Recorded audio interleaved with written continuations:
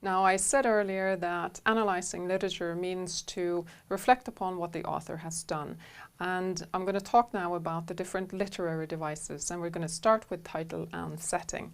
First, the title. It's a very important decision by the author. Sometimes they make a title, but then they revise it and they make a new title. They're not happy with the first one because the title is your first impression. It's the first thing you meet, and it's often an interesting job and an important job deciding what that title should be.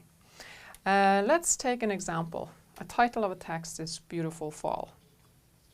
Now, the title can be just purely a statement. It's going to be a text about a beautiful fall, not a winter, not a spring, but a fall that's beautiful. It can be a statement. Sometimes it gives you a hint about themes, messages. The title stands there as a strong statement. But also, very often you find that the title can be very surprising. The author has decided to fool you or trick you into believing something when it's not. So we have surprising titles. Very often they can be ironic. Sometimes they can even be a reference to something else. If a text is called Hamlet and His Friends, well, you should probably read up on Shakespeare's Hamlet in order to understand the text you're about to read. So sometimes the title is a reference. But last, and this is so great, it can be ambiguous. Very often titles are ambiguous. Ambiguous means tvetydig, means that the title have several meanings. Let's look at Beautiful Fall, for instance.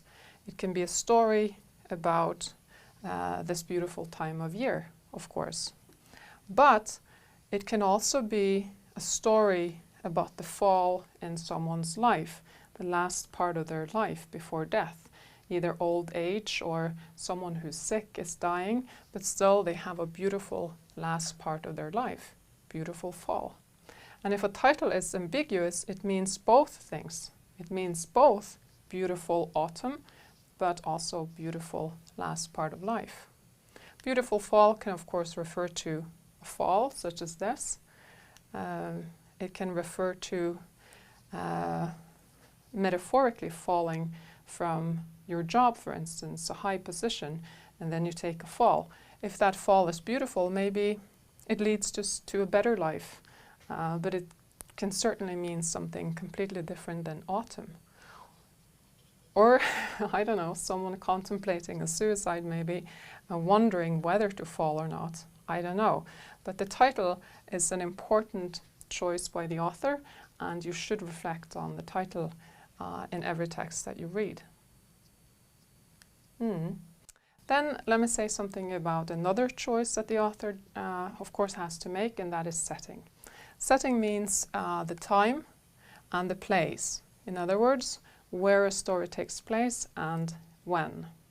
And if you think about this, it's important that you reflect on setting. For instance, where does a story take place? If you read about a woman in an unhappy marriage, it's very important if the story takes place in, say, India, where the situation of women is weak, or if the story takes place in modern Norway. That would be a completely different story then, and we understand the story differently according to where it takes place. If a story takes place in South Africa during the apartheid system, that's also important in understanding the text.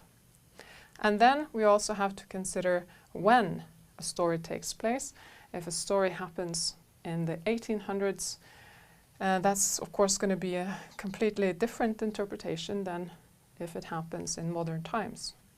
So to sum up, I've said a little bit about the title and setting.